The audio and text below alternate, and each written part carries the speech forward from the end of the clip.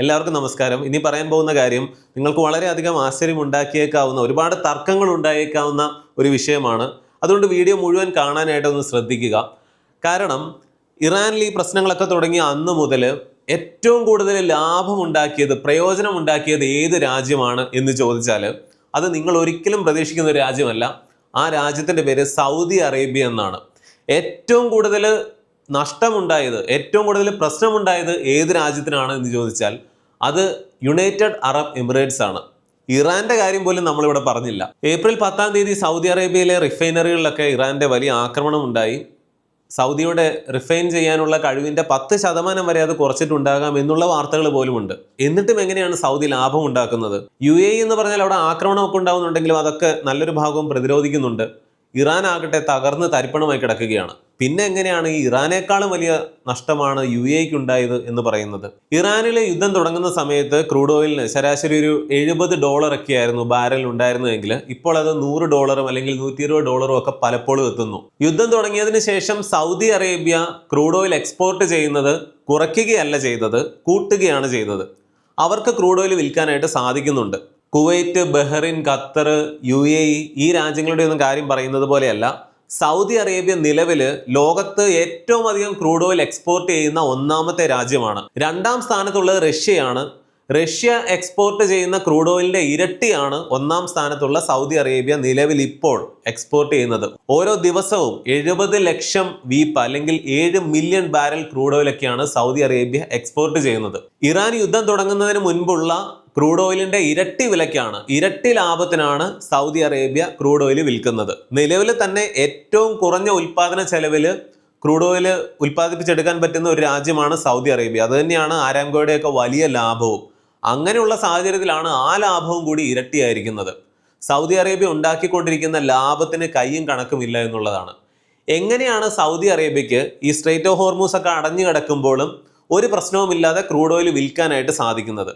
ലോകത്ത് ഈ യുദ്ധത്തിന്റെ സാഹചര്യത്തിൽ വലിയ സാമ്പത്തിക പ്രതിസന്ധിയും വിലക്കയറ്റവും ഒക്കെ സംഭവിക്കാൻ പോകുമ്പോഴും നമ്മളിവിടെ ഓർക്കേണ്ടത് ഈ വലിയ ചെലവുകളൊക്കെ വരുന്ന സാഹചര്യത്തിൽ നമ്മുടെ വരുമാനം എങ്ങനെ വർദ്ധിപ്പിക്കണം എന്നുള്ളതായിരിക്കണം, അല്ലേ? അതുകൊണ്ടാണ് ഞാൻ നിങ്ങൾക്ക് ഇന്ത്യയിൽ അതിവേഗം വളർന്നുകൊണ്ടിരിക്കുന്ന സെബിയിൽ രജിസ്റ്റേർഡ് ആയിട്ടുള്ള മാർക്കറ്റ് വൂൾഫ് എന്ന് പറയുന്ന ഒരു ആപ്ലിക്കേഷൻ പരിചയപ്പെടുത്തുന്നത്. വിപണി ഉയർന്നാലും താഴ്ന്നാലും നമുക്ക് ട്രേഡിങ്ങിലൂടെ ലാഭം ഉണ്ടാക്കാനായിട്ട് സാധിക്കും. ഫ്യൂച്ചേഴ്സ് ആൻഡ് ഓപ്ഷൻ ട്രേഡിംഗ് ഒരു ഉദാഹരണമാണ്. നിങ്ങൾക്ക് എങ്ങനെ പ്രയോജനം ഉണ്ടാക്കാം എന്ന് പറഞ്ഞു തരുന്ന സെബിയിൽ രജിസ്റ്റേർഡ് ആയിട്ടുള്ള അനലിസ്റ്റുകളുടെ, എക്സ്പെർട്ടുകളുടെ ഒക്കെ ഒരു വിദഗ്ധ സംഘവും മാർക്കറ്റ് വൂൾഫിനുണ്ട്. ഇവിടെ നോക്കുക, ഇവിടെ ഫോളോ ട്രെൻഡ് എന്നൊരു ഫീച്ചർ കാണാനായിട്ട് സാധിക്കും. ഒരൊറ്റ ക്ലിക്കിലൂടെ നിങ്ങൾക്ക് പിന്തുടരാൻ കഴിയുന്ന മാർക്കറ്റിൽ സംഭവിക്കുന്ന ലാഭകരമായ ട്രേഡുകൾ ഇത് കാണിച്ചു തരും. വളരെ ചെറിയ തുകകൾ ഉപയോഗിച്ച് പോലും നിങ്ങൾക്ക് ഇവിടെ ട്രേഡ് ചെയ്യാനായിട്ട് സാധിക്കും. മറ്റു പല ആപ്ലിക്കേഷനുകളിലുമൊക്കെ ഇതിന്റെ 3 ഇരട്ടി പണമൊക്കെ ആവശ്യമായിട്ട് വരാറുണ്ട്. വലിയ നഷ്ടങ്ങളിൽ നിന്ന് നിങ്ങളെ സംരക്ഷിക്കുവാൻ വേണ്ടി ഇവിടെ ഇൻബിൽറ്റ് ആയിട്ട് ഒരു സ്മാർട്ട് സ്റ്റോപ്പ് ലോസ് ഫീച്ചറും ഉണ്ട്. നിങ്ങളുടെ നഷ്ടം ഒരു നിശ്ചിത ലെവലിൽ എത്തുമ്പോൾ അത് ഓട്ടോമാറ്റിക് ആയിട്ട് സ്റ്റോപ്പ് ആകുന്നു. അങ്ങനെ വലിയ നഷ്ടങ്ങളിൽ നിന്ന് നിങ്ങളെ സംരക്ഷിക്കുന്നു.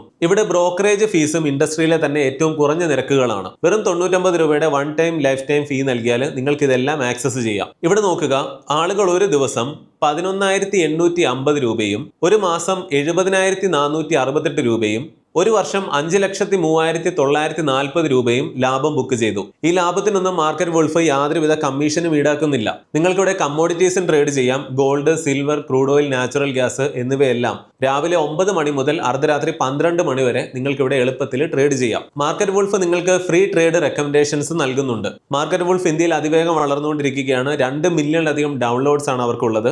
ഡൗൺലോഡ് ചെയ്യാനുള്ള ലിങ്ക് ഡിസ്ക്രിപ്ഷൻ ബോക്സിലും പിൻഡ് കമന്റിലും കൊടുത്തിട്ടുണ്ട്. മാർക്കറ്റ് വൂൾഫ് ഉപയോഗിച്ച് നിങ്ങളുടെ ട്രേഡിംഗ് യാത്രകൾ ആരംഭിക്കുക. തീർച്ചയായിട്ടും ചെക്ക് ചെയ്യുക.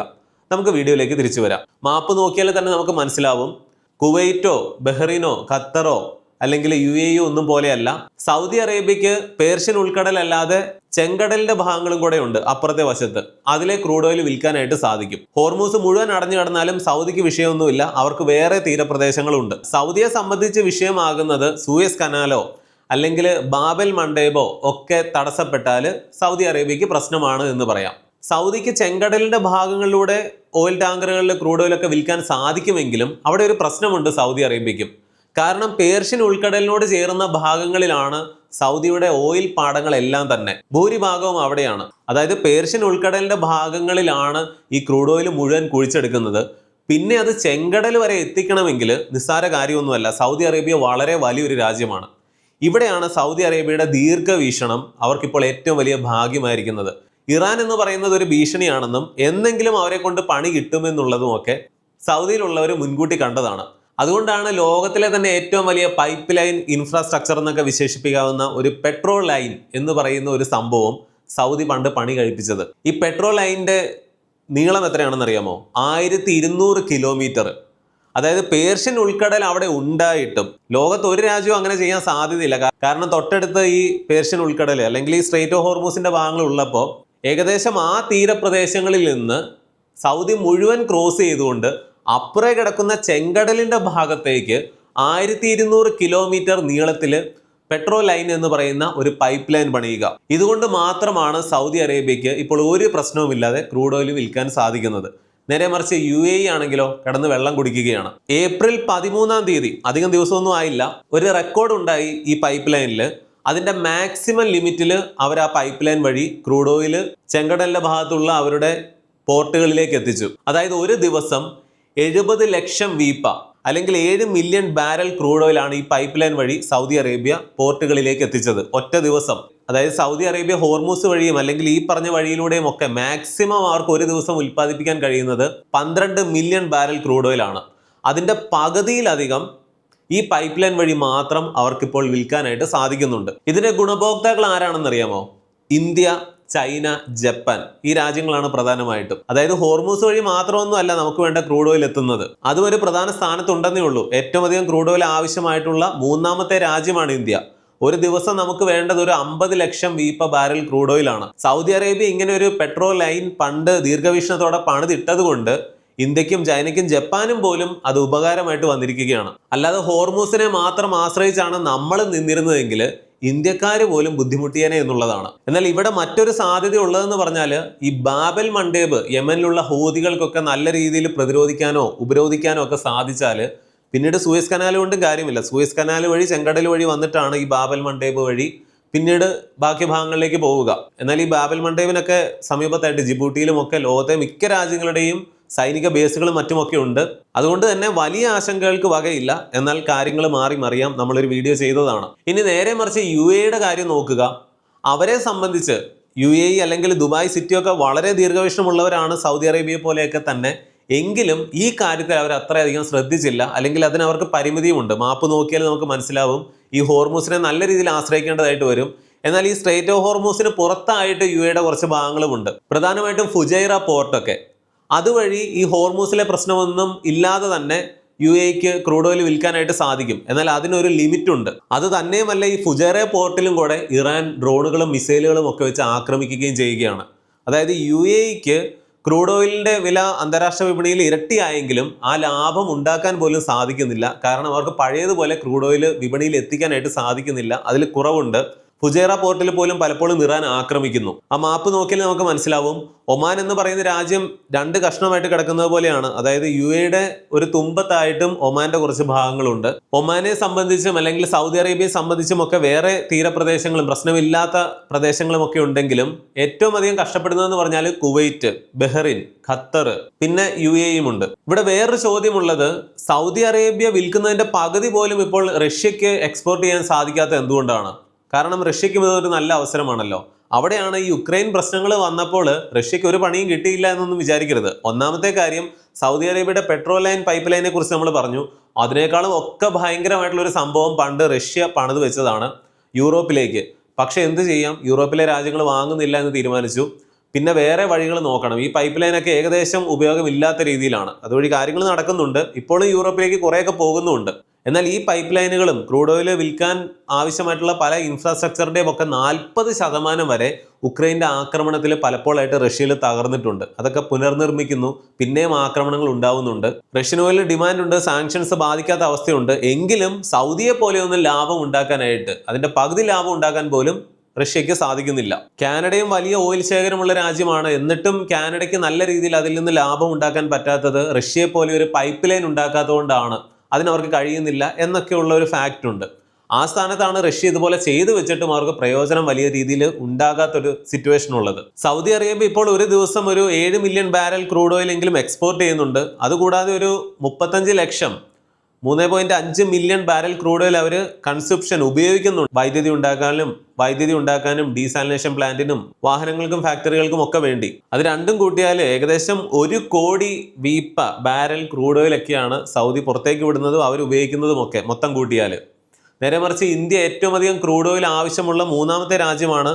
നമുക്കൊരു 60 ലക്ഷം ബാരൽ ക്രൂഡ് ഓയിലാണ് ഒരു ദിവസം ആവശ്യമായിട്ടുള്ളത്. ഇതൊക്കെ പറയുമ്പോഴും ബാബൽ മണ്ടേബിലൊക്കെ എന്തെങ്കിലും പ്രശ്നങ്ങൾ ഉണ്ടായാൽ, അല്ലെങ്കിൽ അവിടെയും ഷിപ്പുകൾക്കൊക്കെ ഇൻഷുറൻസ് വേണമെന്നുള്ളൊരു സാഹചര്യമൊക്കെ വന്നു കഴിഞ്ഞാൽ കാര്യങ്ങൾ കൂടുതൽ രൂക്ഷമാകും. ഇതുവരെ കണ്ടതൊന്നും ആയിരിക്കില്ല.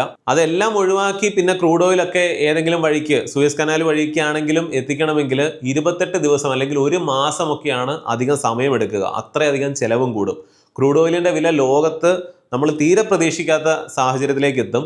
ജീവിക്കാൻ വയ്യാത്ത അവസ്ഥയാവും നമ്മുടെ കേരളത്തിൽ പോലും. ഇത്രയും വലിയൊരു വിഷയമാണിത്. കാരണം പെട്രോളിനും ഡീസലിനും വില കൂടുമ്പോൾ ഒരു കാലിച്ചായ മുതൽ എല്ലാത്തിനും വില കൂടുകയാണ്. ഇത് സൗദി അറേബ്യ ഉണ്ടാക്കുന്ന പണത്തിന്റെ കാര്യമാണ് പറഞ്ഞത്. ഇനി മറ്റൊന്നെന്ന് പറഞ്ഞാൽ ഈ പേർഷ്യൻ ഭാഗങ്ങളിൽ അല്ലെങ്കിൽ മിഡിൽ ഈസ്റ്റ് പ്രദേശങ്ങളിലൊക്കെ, അല്ലെങ്കിൽ മുസ്ലിം രാജ്യങ്ങൾ, അറബ് രാജ്യങ്ങളൊക്കെ എടുത്താൽ അവിടെ സൗദി അറേബ്യ മെയിൻ ആവുകയാണ്. അതായത് ആരാണ് കേമൻ എന്നുള്ളൊരു കിടമത്സരം സൗദി അറേബ്യയും ഇറാനും തമ്മിലും, സൗദി അറേബ്യയും UAEയും തമ്മിലും പലവിധ കാര്യങ്ങളിലും ഒക്കെ ഉണ്ട്. അവിടെ ഇപ്പോൾ സൗദി വീണ്ടും മെയിൻ ആവുകയാണ്. സൗദിക്ക് ഏറ്റവും വലിയ എതിരാളി ഉള്ളത് ആരാണ്? യുണൈറ്റഡ് അറബ് എമിറേറ്റ്സ് തന്നെയാണ്. അതായത് ഇവര് ഒന്നിച്ചൊക്കെയാണ്, രണ്ടും സുന്നി ഗവൺമെന്റ്സ് ആണ് എന്നൊക്കെ പറഞ്ഞാൽ പോലും ഇവർ തമ്മിലും വലിയ അസൂയ, അല്ലെങ്കിൽ അയൽവക്കക്കാരാണ് എന്നൊന്നും പറഞ്ഞിട്ട് കാര്യമില്ല. ദുബായ് സിറ്റിയുടെ അല്ലെങ്കിൽ UAEയുടെ വലിയ വളർച്ചയും അങ്ങോട്ട് വലിയ വിദേശ നിക്ഷേപവും ഒക്കെ വരുത്തുന്നത് സൗദി അറേബ്യ വലിയധികം അസൂയയിലേക്ക് കൊണ്ടുപോയിരുന്നു. അവരും അതിനൊപ്പം പിടിക്കാൻ ശ്രമിക്കുകയും ലോകത്തിന് മുൻപിൽ പലപ്പോഴും പരിഹാസപാത്രങ്ങളാവുകയും ചെയ്തിട്ടുണ്ട്. അല്ലെങ്കിൽ സൗദിയിലെ ലൈൻ പ്രോജക്റ്റ്, അങ്ങനെ പലതുമൊക്കെ അതൊക്കെ ഫ്ലോപ്പായി പോവുകയാണ്. കാരണം UAEക്കൊപ്പം ദുബായ്ക്കൊപ്പം പിടിക്കാനൊന്നും സൗദിക്ക് സാധിക്കില്ല. റിയാദ് ഒരിക്കലും ദുബായ് പോലെയൊന്നും ആവില്ല എന്നൊക്കെയുള്ളൊരു സാഹചര്യമായിരുന്നുവെങ്കിൽ ഇപ്പോൾ എന്താണ് സംഭവിക്കുന്നത്? ദുബായ് സിറ്റിയുടെ തന്നെയും UAEയുടെ മൊത്തം ഭാവിയും അനിശ്ചിതത്വത്തിലാണ്. അവിടെ ആളുകൾക്ക് ഇപ്പോൾ വിശ്വാസമില്ല നിക്ഷേപം ഇറക്കാനായിട്ട്. ആളുകൾ നിക്ഷേപം പിൻവലിച്ചുകൊണ്ട് പോവുകയാണ്. ഹബീബി കം ടു ദുബായ് എന്നുള്ളത് ഏറ്റവും അധികം കേൾക്കുന്നത് ഇറാന്റെ ഡ്രോണുകളും മിസൈലുകളുമാണ്. നിങ്ങൾ മിഡിൽ ഈസ്റ്റിൽ നടന്നിട്ടുള്ള ആക്രമണങ്ങൾ നോക്കുക. ഭൂരിഭാഗം ഡ്രോണുകളും മിസൈലുകളും ചെന്നിട്ടുള്ളത് UAE എന്ന് പറയുന്ന രാജ്യത്തേക്കാണ്. UAE ചോദിക്കുന്നത് ഞാൻ എന്ത് ചെയ്തിട്ടാണ് എന്നുള്ള രീതിയിലാണ്. അതായത് ഇറാന്റെ ഏറ്റവും വലിയ പ്രശ്നമായിട്ടുള്ള അയൽവക്കത്ത് കിടക്കുന്നതിൽ സൗദി അറേബ്യ ഉണ്ട്. അങ്ങോട്ട് വളരെ കുറച്ചേ ഉള്ളൂ. ഇസ്രായേലിലേക്ക് നടത്തിയതിലധികം വലിയ ആക്രമണങ്ങളാണ് UAEയിലേക്ക് ഇറാൻ നടത്തിയിട്ടുള്ളത്. ഇതെല്ലാം താടും പേട്രിയറ്റും ഒക്കെ വെച്ച് അമേരിക്കൻ ബേസുകളിലും മറ്റുമൊക്കെ മേടിച്ചു വെച്ചിട്ടുള്ള ഈ മിസൈലുകളൊക്കെ ഉപയോഗിച്ച് പ്രതിരോധിക്കുന്നുണ്ട്. പക്ഷേ ഇൻവെസ്റ്റേഴ്സ് പാനിക് ആവുന്നു. റിയൽ എസ്റ്റേറ്റ് വാല്യൂ ഇടിയുന്നു. ദുബായ് ഇനിമേൽ സേഫ് അല്ല എന്നുള്ളൊരു ലേബൽ വരുന്നു. അവിടെ നടക്കുന്ന പല കാര്യങ്ങളും അവിടെയുള്ളവർ തന്നെ സോഷ്യൽ മീഡിയയിലൂടെ അറിയിച്ചു കഴിഞ്ഞാൽ അവരെ പിടിച്ചകത്തിടുകയാണ്. അതിന് ഗുണവുമുണ്ട്, ദോഷവുമുണ്ട്. സൗദിയിലും UAEയിലും ഒക്കെ എന്തെന്നൊക്കെ പറഞ്ഞാലും അവിടെ നടക്കുന്ന പല കാര്യങ്ങളും പുറത്തറിയുന്നതിന്, അതായത് അവരെ ബാധിക്കുന്ന കാര്യങ്ങളാണെങ്കിൽ പുറത്തറിയുന്നത് നല്ല രീതിയിൽ സെൻസർ ചെയ്യുന്നുണ്ട്. UAE അങ്ങനെയൊക്കെ ചെയ്തിട്ടും ഇപ്പോൾ ഈ പറയുന്ന എയർപോർട്ടുകളിലും, അല്ലെങ്കിൽ വലിയൊരു ടൂറിസ്റ്റ് ഹബ്ബായിരുന്നു, ഏവിയേഷൻ ഹബ്ബായിരുന്നു, അതൊക്കെ മാറുകയാണ്. ദുബായ്ക്ക് വന്നിട്ടുള്ള അല്ലെങ്കിൽ UAEക്ക് മൊത്തം വന്നിട്ടുള്ള നഷ്ടം എത്ര ബില്യൺ ഡോളർ ആണെന്ന് നോക്കുക. ഇതാണ് പറഞ്ഞത്, ഇറാൻ ഉണ്ടായത് പോലും ഇത്ര വലിയൊരു നഷ്ടമല്ല. UAEയുടെ ഭാവി തന്നെ ഒരു ക്വസ്റ്റ്യൻ മാർക്കായിട്ട് കിടക്കുകയാണ്. ഈ സാഹചര്യം ആർക്കാണ് ഗുണമാവുന്നത്? റിയാദിനാണ്, സൗദി അറേബ്യക്കാണ്. അതായത് UAE തകർന്നു പോകുമ്പോൾ മിഡിൽ ഈസ്റ്റിലെ ഇനി ഏറ്റവും സേഫ് ആയിട്ടുള്ള രാജ്യം എന്ന് പറഞ്ഞാൽ സൗദി അറേബ്യയും റിയാദും ഒക്കെ ആയിട്ടാണ് എല്ലാവരും കാണുന്നത്. സൗദി അറേബ്യ ഇപ്പോൾ നടത്തുന്ന ഫ്യൂച്ചറിസ്റ്റിക് ആയിട്ടുള്ള പ്രോജക്റ്റുകളൊക്കെ ഇനി നല്ല രീതിയിൽ നടക്കും.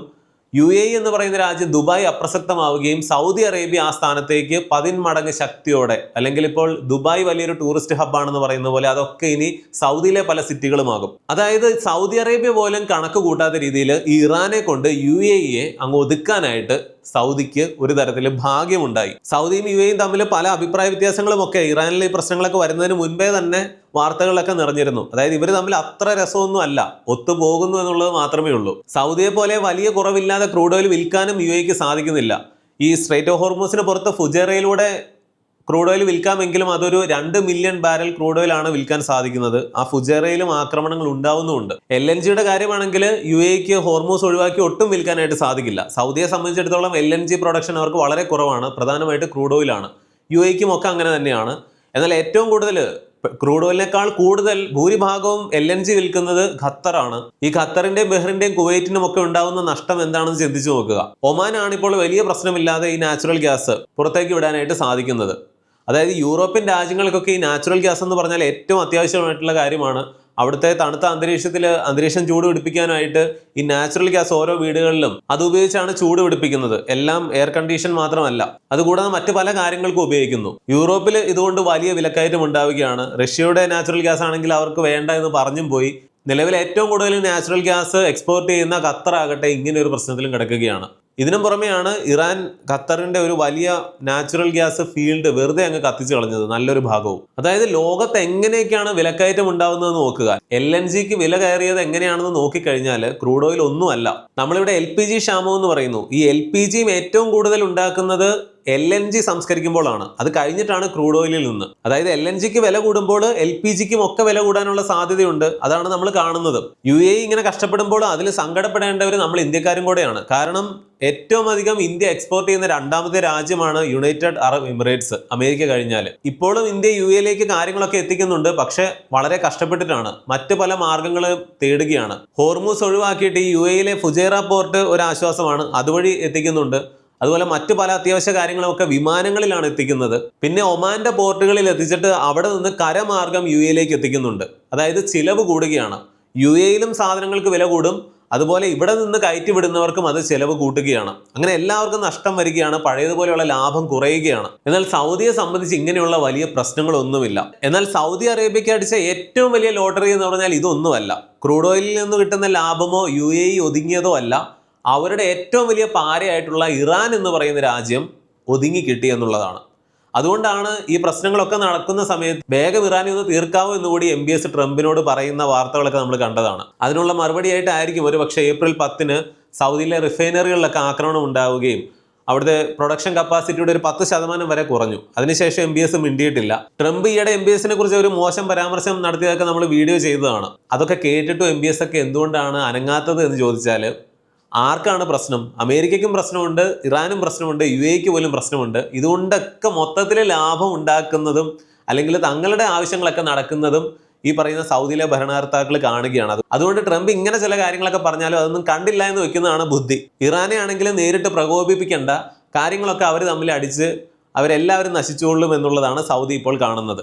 ഇറാനും സൗദി അറേബ്യയും തമ്മിൽ എന്താണ് പ്രശ്നമെന്ന് ചോദിച്ചാൽ പലരും പറയുന്നത് സുന്നി ഷിയ പ്രശ്നമാണെന്നൊക്കെയാണ്. അതൊരു കാര്യമാണ്. പക്ഷെ പ്രധാന കാര്യം എന്ന് പറഞ്ഞാൽ ആരാണ് കേമൻ എന്നുള്ളതാണ്. സൗദി പോലെ വളരെ റിച്ച് ഒന്നും അല്ല ഇറാൻ. കാരണം ഉപരോധത്തിൽ കിടക്കുന്ന രാജ്യമാണ് എത്രയോ വർഷമായിട്ട്. സൗദിയുടെ അത്രയും ഇല്ലെങ്കിലും ഏകദേശം നല്ലൊരു ഭാഗം ക്രൂഡ് ഓയിൽ റിസർവും ഒക്കെ ഇറാനുണ്ട്. അപ്പോൾ തങ്ങളിൽ ആരാണ് മെയിൻ എന്നുള്ള ഒരു ചോദ്യം ഈ സൗദിയും ഇറാനും തമ്മിലും അതുപോലെ സൗദിയും UAEയും തമ്മിലും ഒക്കെ ഉണ്ടായിരുന്നു. ഇറാൻ ആകട്ടെ കുറച്ച് ആക്രമണകാരിയും കൂടെയാണ്. അതായത് കായികപരമായിട്ട് അല്ലെങ്കിൽ മിലിറ്ററി പരമായിട്ടൊന്നും ഇറാനെ ഒന്നും ചെയ്യാനായിട്ട് സൗദി അറേബ്യയ്ക്ക് സാധിക്കില്ലായിരുന്നു. എന്നാൽ ഒരു പ്രശ്നവുമില്ലാതെ ഇപ്പോൾ അമേരിക്കയെ കൊണ്ട് ഇസ്രായേലിനെ കൊണ്ട് ഈ കാര്യങ്ങളൊക്കെ സൗദി അറേബ്യയ്ക്ക് സാധിക്കുകയാണ്. എന്നാൽ ഇറാന്റെ ഭാഗത്തു നിന്ന് ഏറ്റവും പണി കിട്ടിക്കൊണ്ടിരിക്കുന്നതോ UAE എന്ന് പറയുന്ന രാജ്യത്തിനും. അതും സൗദി അറേബ്യയ്ക്ക് ഗുണമാണ്. ഏത്? UAE ഇസ്രായേലുമായിട്ട് വലിയ ധാരണയൊക്കെ ഉണ്ടാക്കിയതാണ്. സൗദി അറേബ്യ ആ പരിപാടിക്കൊന്നും പോയില്ല. എന്നാൽ ഇപ്പൊ കാര്യങ്ങൾ വരുമ്പോൾ ആർക്കാണ് ഗുണം, ആർക്കാണ് കോട്ടം? സൗദിക്ക് വരുന്ന ഈ ലോട്ടറി ഭാഗ്യം എന്ന് പറഞ്ഞാൽ ഈ പറയുന്ന പോലെ 1, 2, 3, 4 എന്ന് പറഞ്ഞ് നമുക്ക് പറയാനുള്ളതുണ്ട്. ഈ വീഡിയോ മുഴുവൻ കേട്ടവർക്ക് മനസ്സിലായിട്ടുണ്ടാവും. ക്രൂഡ് ഓയിലിന്റെ വില കൂടിയതുകൊണ്ട് UAEക്ക് ലാഭം ഉണ്ടാവുന്നില്ല എന്നൊന്നും അല്ല പറഞ്ഞത്. പക്ഷേ നല്ല രീതിയിൽ സൗദിയെ പോലെ പ്രയോജനപ്പെടുത്താൻ സാധിക്കുന്നില്ല. എന്നാൽ ആ ഒന്നും അല്ലാത്ത രീതിയിലാണ് അവിടുത്തെ ടൂറിസവും മറ്റു കാര്യങ്ങളും ഒക്കെ തകർന്നു പോകുന്നത്. വേറെ പ്രശ്നം എന്ന് പറഞ്ഞാൽ UAEയുടെ ഡീസാലിനേഷൻ പ്ലാന്റുകളൊക്കെ ആക്രമിക്കാൻ ഇറാൻ എളുപ്പമാണ്. അങ്ങനെയൊക്കെ സംഭവിച്ചു കഴിഞ്ഞാൽ UAE എന്ന് പറയുന്ന രാജ്യം, ഏറ്റവും സമ്പന്നമായി കിടന്നിരുന്ന ഒരു രാജ്യം, വളരെ പരിതാപകരമായ ഒരു അവസ്ഥയിലേക്ക് പോകും. ഇത് നമ്മളാണ് ഏറ്റവും അധികം ആശങ്കയോടെ ഓർക്കേണ്ടത്. ഏറ്റവും അധികം മലയാളികൾ പുറത്തുള്ള രാജ്യം ഏതാണ്? UAE ആണ്. അതായത് UAE എന്ന് പറഞ്ഞാൽ നമ്മളെ സംബന്ധിച്ചിടത്തോളം വളരെ നിർണായകമായിട്ടുള്ള ആവശ്യമായിട്ടുള്ള ഒരു രാജ്യമാണ്. ആ UAEക്ക് ഇങ്ങനെ ഒരു പ്രശ്നം വരുമ്പോൾ അത് നമ്മളെയും കൂടെയാണ് ബാധിക്കുന്നത്. അതുപോലെ ഇറാനും സൗദിയും തമ്മിലുള്ള മറ്റൊരു പ്രശ്നം എന്ന് പറഞ്ഞാൽ ഒന്നൊരു മൊണാർക്കിയാണ്, മറ്റൊന്ന് ഒരു റിപ്പബ്ലിക്കാണ്. ഏത്? ഇറാനിലുള്ളത്. അതുപോലെ UAEയും സൗദിയും തമ്മിൽ എന്താണ് പ്രശ്നം എന്ന് ചോദിച്ചാൽ ഒരു പ്രശ്നവുമില്ല, അവർ ഫ്രണ്ട്സ് ആണ് എന്നൊക്കെയാണ് നമ്മൾ കാണുന്നത്. എന്നാൽ അങ്ങനെയല്ല. പ്രധാന കാര്യം എന്ന് പറഞ്ഞാൽ ആ ഏരിയയിൽ ആരാണ് മെയിൻ എന്നുള്ളതാണ്. പിന്നെ ഒരു അസൂയയുടെ കാര്യമുണ്ട്.